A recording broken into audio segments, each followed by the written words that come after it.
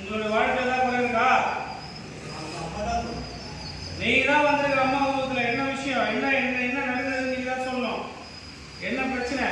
மக்களுக்கு நல்லது நடக்குமா? புரியல.